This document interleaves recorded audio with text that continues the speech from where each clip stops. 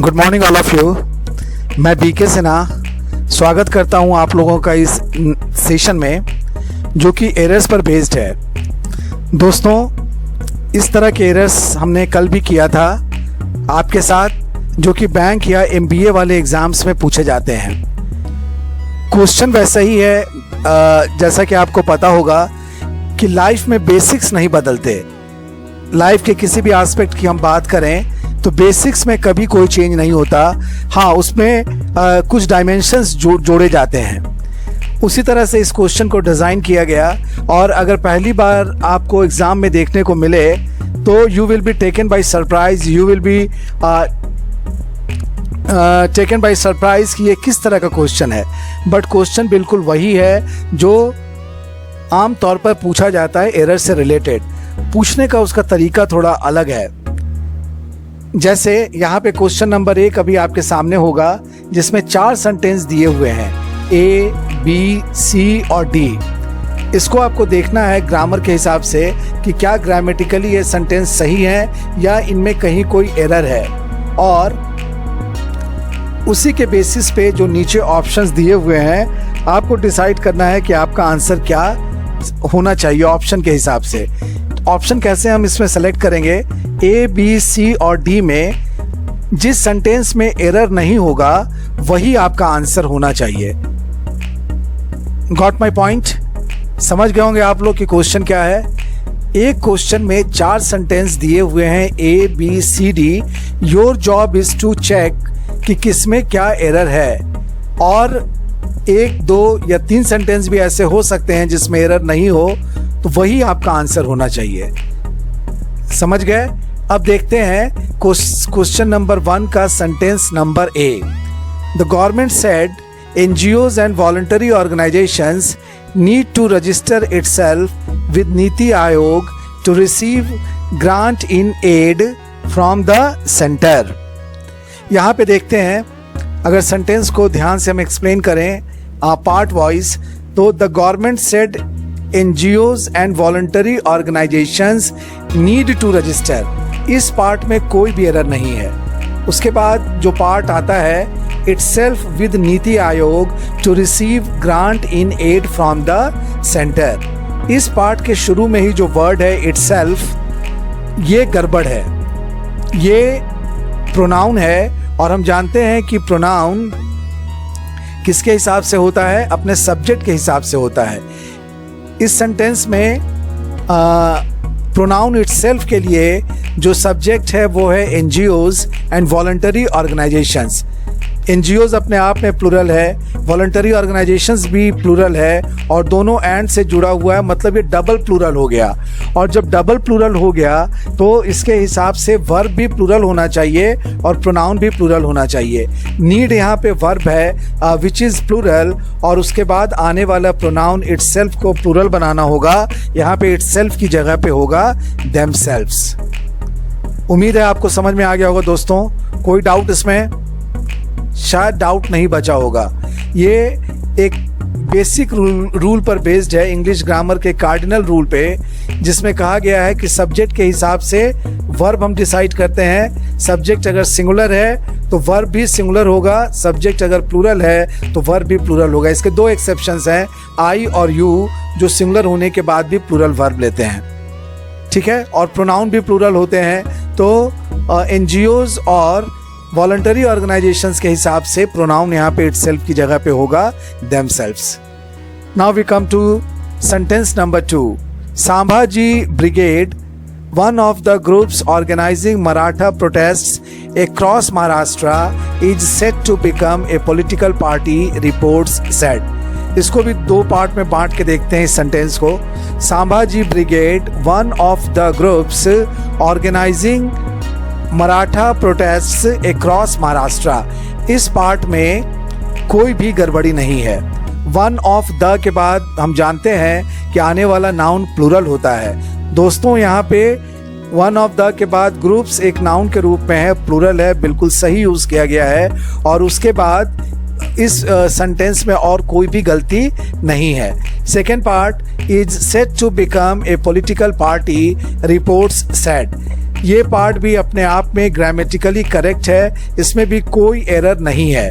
यहाँ पे थोड़ा डिस्कशन हम करेंगे इज सही यूज किया गया है कि नहीं। तो वन ऑफ द के बाद नाउन तो प्लूरल होता है, बट अगर वर्ब हम यूज करते हैं तो वो सिंगुलर होता है। उस हिसाब से this sentence is grammatically correct. तो बी एक ऐसा सेंटेंस है जिसमें कोई भी एरर नहीं है। Then we come to question number C, sentence number C. Due to me being a newcomer I was unable to get a house suitable for my wife and me.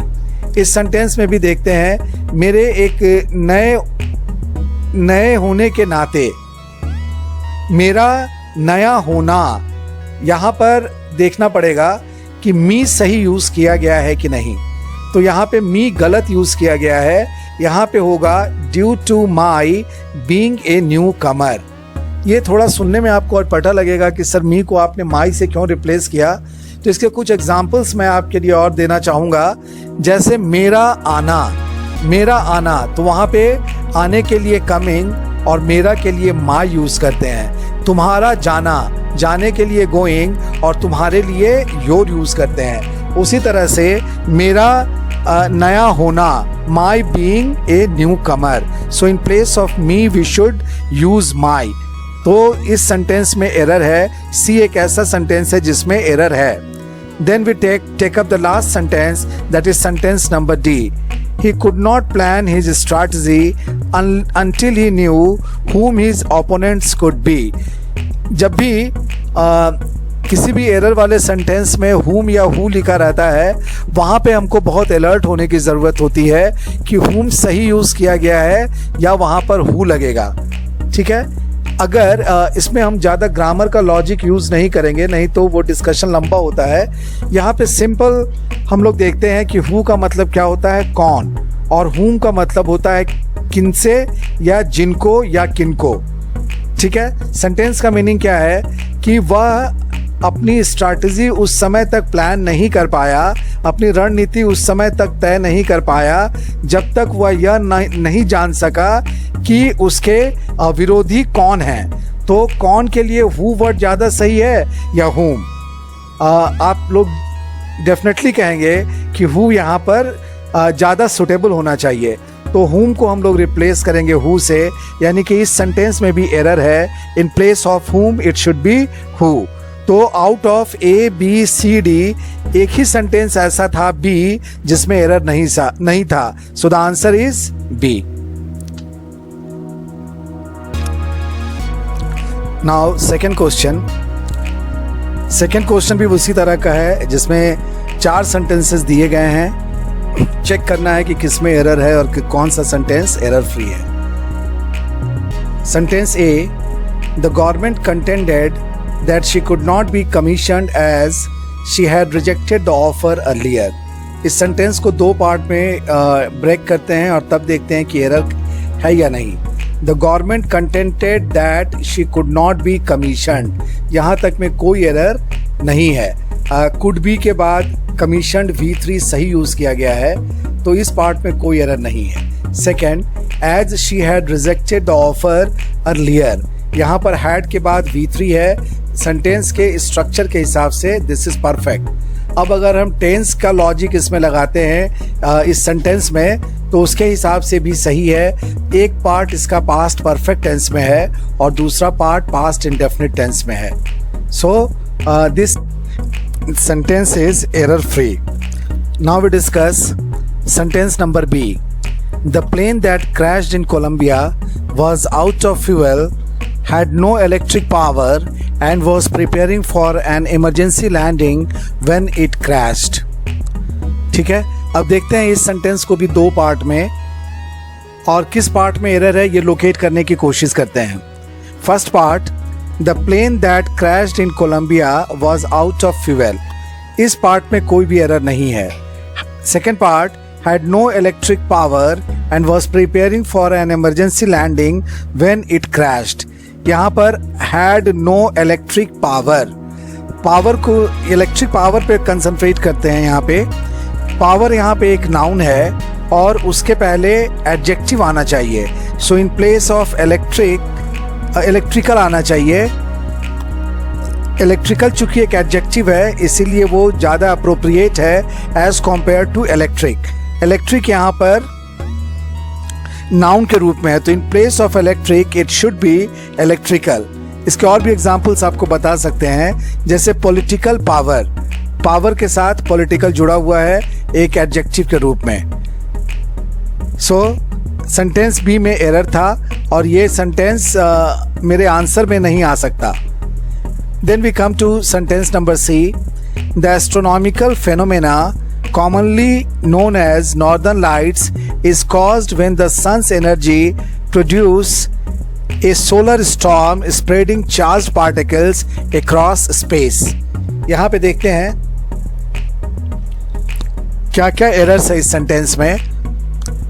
First part में the astronomical phenomena commonly known as northern lights, इस part में एक error देखने को मिल रहा है। Phenomenon एक word है, phenomenon is singular whereas इसका प्लूरल होता है फेनोमेना। एक और एग्जांपल दिया जा सकता है जैसे क्राइटेरियन, क्राइटेरियन इज सिंगुलर और उसका प्लूरल होता है क्राइटेरिया। तो यहाँ पर एक घटना की बात अगर है तो in place of phenomena it should be phenomenon. तो one error is here in the first part of the sentence. Now we discuss the second part.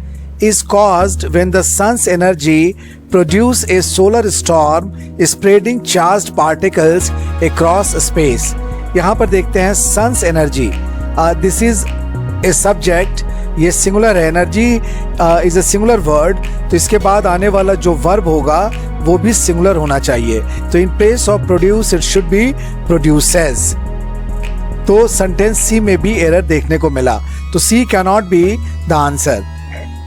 Then we take up the last sentence D. Dictionary has named xenophobia as word of the year for 2016. It refers to the fear or hatred for foreigners. Foreigners, people from different cultures of strangers. इस sentence में भी देखते हैं दो part में। Dictionary has named xenophobia as word of the year for 2016, इसमें कोई भी एरर नहीं है। सेकेंड पार्ट में इट के साथ रेफर्स यहाँ पे सही यूज किया गया है। It refers to the fear और hatred for foreigners, people from different cultures और स्ट्रेंजर्स। सेकेंड पार्ट में भी कोई एरर नहीं है। So D is again an error free sentence. तो यहाँ पे दो सेंटेंस में एरर दिखा और दो में एरर नहीं था। किसमें एरर नहीं था? ए और डी में। तो इसीलिए मेरा आंसर यहाँ पे होगा डी, जहाँ लिखा हुआ है बोथ डी एंड ए। तो ये था एक्सप्लेनेशन इन दो एरर्स का। जो एरर्स थे वो अच्छे क्वालिटी के थे, अच्छे लेवल के थे और मैंने उन्हें अच्छे तरीके से एक्सप्लेन करने की कोशिश की ताकि अगर इस तरह के एरर एग्ज़ाम में आपको देखने को मिले तो इसमें आपसे कोई गलती ना हो।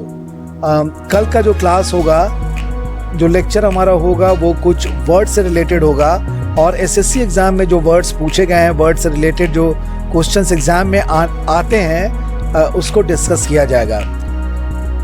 Till then, goodbye, take care, thank you.